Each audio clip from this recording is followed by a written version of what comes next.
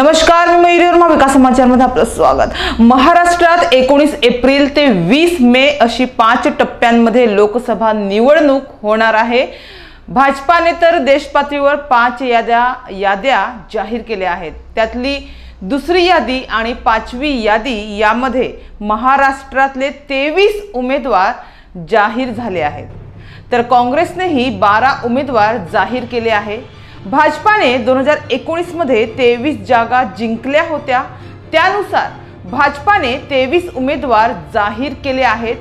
पूनम महाजन यांची जागा वगळता भाजपाने 23 उमेदवारांना लोकसभेचं तिकीट दिलं आहे। यामध्ये पंकजा मुंडे, सुधीर मुनगंटीवार यांनाही स्थान देण्यात आलं आहे, तर 5 विद्यमान खासदारांचा पत्ता भाजपाने कापला आहे। पत्ता कट केलेल्या या 5 विद्यमान खासदारांची नावे पाहूया। भाजपाने आतापर्यंत जी 23 नावं जाहीर केली आहेत, त्यानुसार 5 विद्यमान खासदारांची तिकीट कापण्यात आली आहे।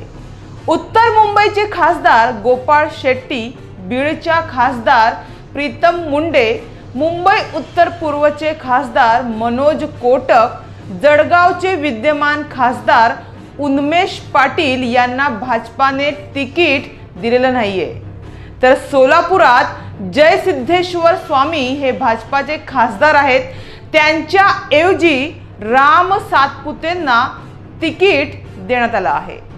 भाजपाने लोकसभेसाठी 23 नावांची यादी आतापर्यंत जाहीर केली आहे। महायुतीचा जागा वाटपाचा तिढा अद्यापही सुटलेला नाहीये। आता शिवसेना आणि राष्ट्रवादी यांना प्रत्येकी किती जागा मिळणार हे स्पष्ट झालेलं नाहीये, तर दुसरीकडे महाविकास आघाडीत काँग्रेसने 12 जणांची यादी जाहीर केली आहे। शिवसेना उद्धव बाळासाहेब ठाकरे या पक्षाची यादी आज जाहीर केली जाईल असं संजय राऊत यांनी म्हटलं आहे। त्यामुळे कुणाला कुठून उमेदवारी दिली जाणार हे पाहणं आता रंजक असणार आहे।